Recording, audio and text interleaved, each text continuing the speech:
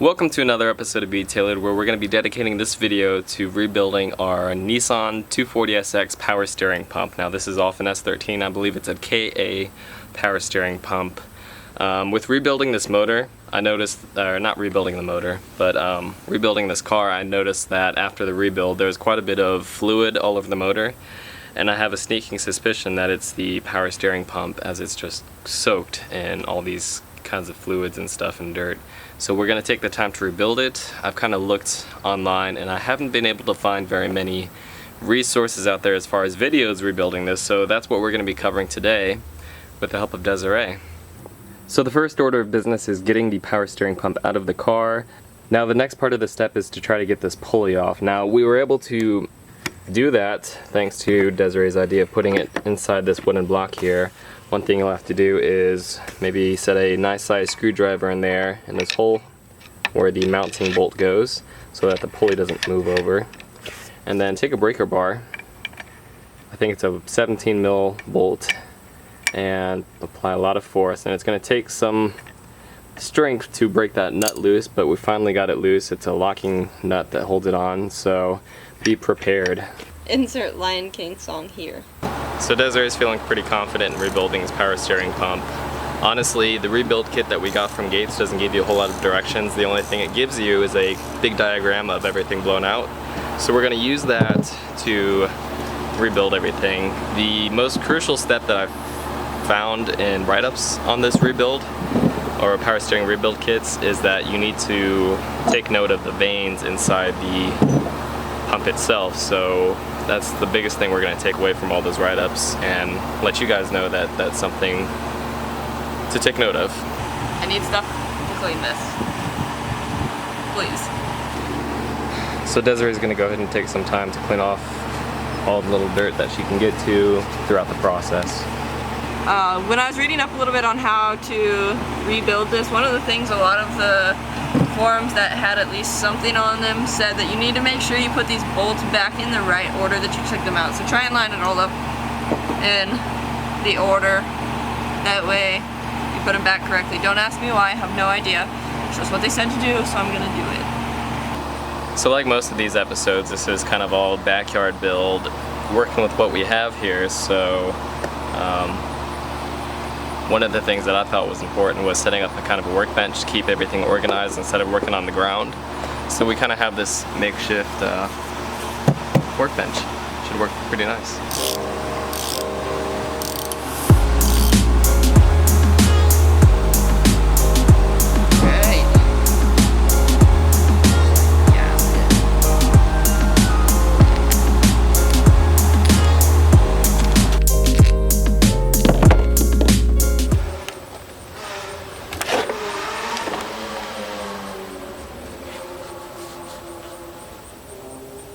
I want a man whose car sounds like that.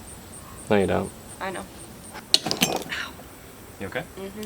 So the bolts to the pump feed line is a Torx bit, so make sure you have that tool handy. I really wish there was a video on this. That's why we're here. That was really easy. Brandon, I usually just buy a new one. They don't have them. Lazy, like, Yeah, seriously? they don't make them for this car anymore. Oh. I mean, they do it Perfect. AutoZone or whatever, but you have to special order them. So we have to be really careful about these vanes, and we want them out in order, but we don't know how to get them out in order because they don't just. Oh wait, they do just pull up. Okay. There's no way to be sure that this is going to be in the right order, Brandon. Yeah, that's fine. There's just no way, because like if this turns around, I mean they're all the same. Honey, go do something else. Are you sure? Go. You got this, Chris? Go. If you want the car started tonight, go. Bye. Alright, we need to remember that the round part goes towards the bottom, which is really weird. It's not that weird because it's kind of like a... Yeah, I understand that, but at the same time, look, why isn't the other side... Dude, I don't know how to take this apart now. Oh! Well, Okay. if you want to take the rest of that apart, there's a C-clip in there. Hey, give me a cup full. This little pasta? Yeah, dude.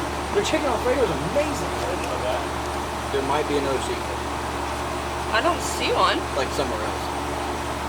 Somewhere else that I can't find? Yes. I think there's only one.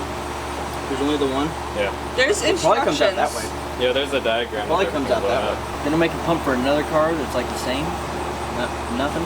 Not that they carry on hand. They make them. They just don't have them in stock.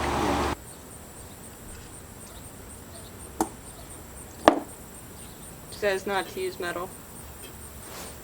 Uses metal. You gotta replace that bearing too, or that's stayed? It doesn't give us a bearing. It just gives us a seal. I don't know what we're supposed to do, Brandon. See, it's like the one from last night. Yeah, I see that it's like the one from last night, and it seems to be like the one from last night. Why do we not have a seal puller invested in yet? This looks like it should come out here. You want a soft mallet? What am I supposed to do? Hit this? Ow! Out of there. Oh my god. Keep those. That's a crush washer. We don't have more. We'll keep- They're supposed to be like that. Oh, let's start putting this back together.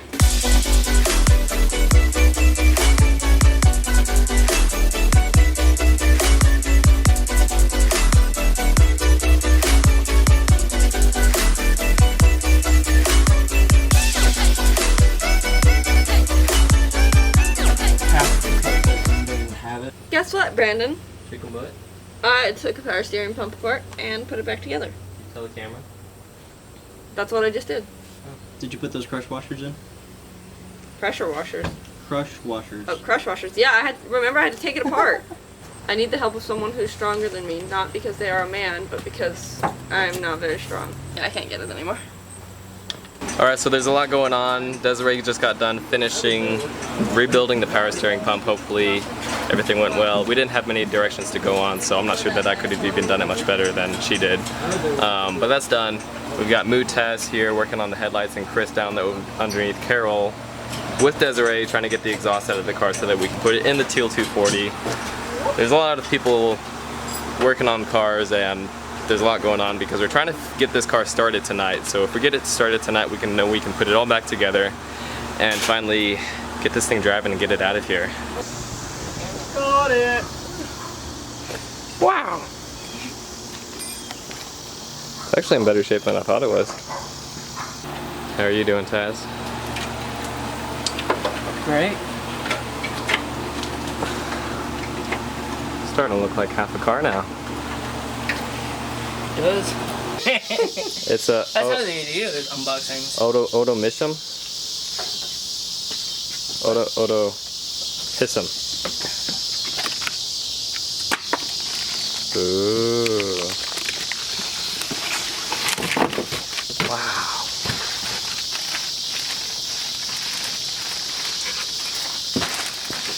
Nice. So shiny. I actually really like this one. I'm going to put these rubber stops in the bottom here.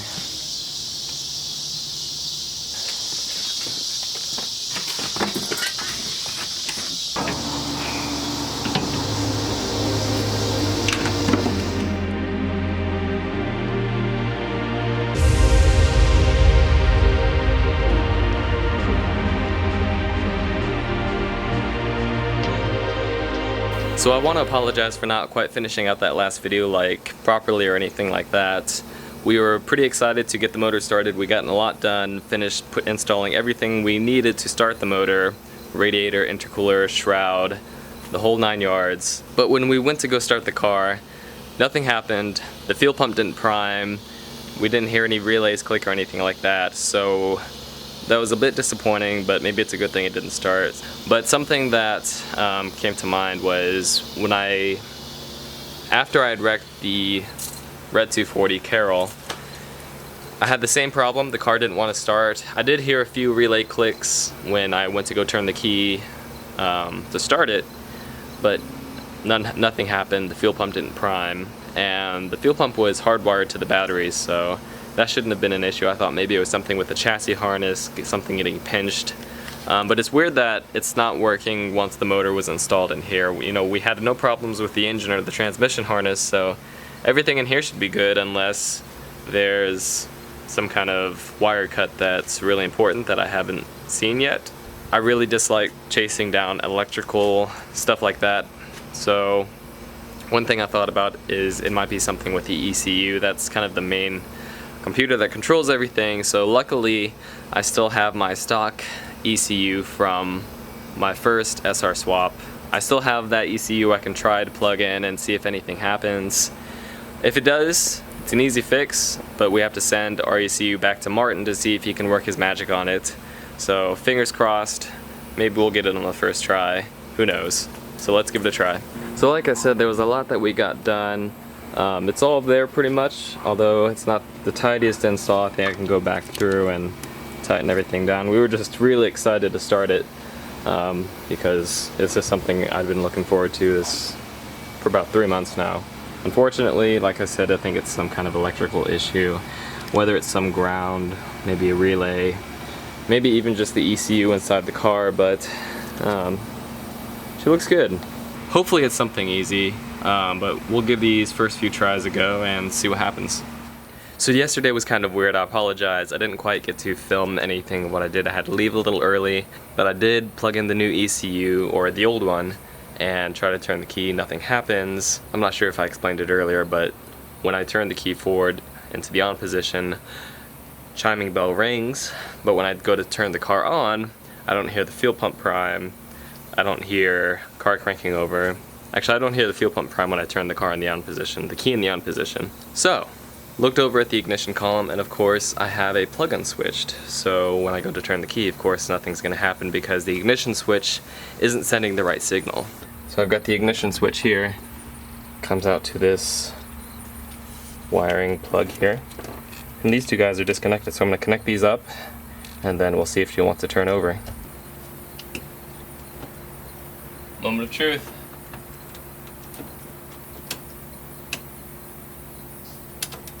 Let me plug the battery in first. That's a good sign.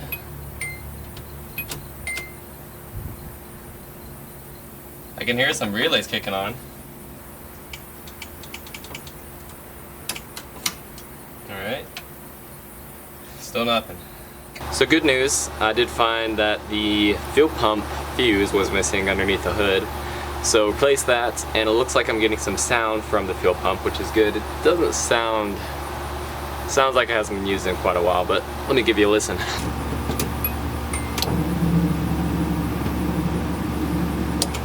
Now I hope you guys could hear that because that is a great sign. It means we're getting fuel to the fuel pump. Now we just gotta figure out if she'll actually start. So I guess here's a moment of truth. We'll see if she starts. I know when I turned the key forward the last time, the starter didn't want to do anything. I'm not sure if the fuse has anything to do with that. I'm no electrical or mechanical wizard or anything like that. I just try different things to see if they work, and I think that's the best thing to do when you're troubleshooting things. Just when you're not sure if something's wrong, look around for the little things first and then see, kind of go from there to see if you can find out what's wrong.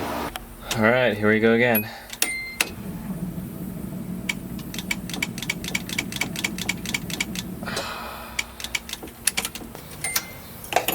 Maybe it's just the 240 thing.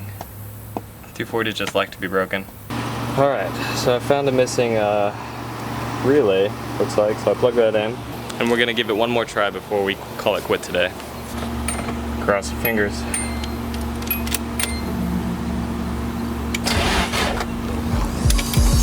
Oh! Yes! Oh my gosh! Oh, I'm so excited. You guys don't know how excited I am. Ooh. Ooh. I'm so sorry. That's just, it starts. Oh my gosh. We're good. You know what this means? I don't have enough time today. Next episode, we're gonna start this thing, and it's gonna be amazing. I want to apologize for my little excitement about the car starting, but this is a big moment for us. Simple little things, finally found it. I was so worried it's going to be aground somewhere that I'm going to have to be searching the entire weekend for. Luckily that isn't the case. It was as simple as a missing relay, and I know why it didn't start in Carroll when I last had it. All the motors and stuff in there. So this was our problem before This relay looks like it got snapped, and so faulty relay means we can't start the car while it's in Carroll. But everything is good for the Teal 240. It cranks over, the fuel pump's going. This is a big moment for us. I did notice that we have one tiny hiccup. When I start the car, I usually get a little leakage from fuel right around here from the fuel lines. I bet it's maybe just built up rust and stuff on eating through the lines. We may have to convert to some AN lines, so Christopher Greenfield, Chase Langston, hope you're ready to do this. Other than that, the car cranks, it's getting fuel. You know what? We're so close. I have to fire this thing up to see if it'll go. Just a little bit. Just a little bit. Alright. Moment of truth. This thing's gonna be loud. Ready?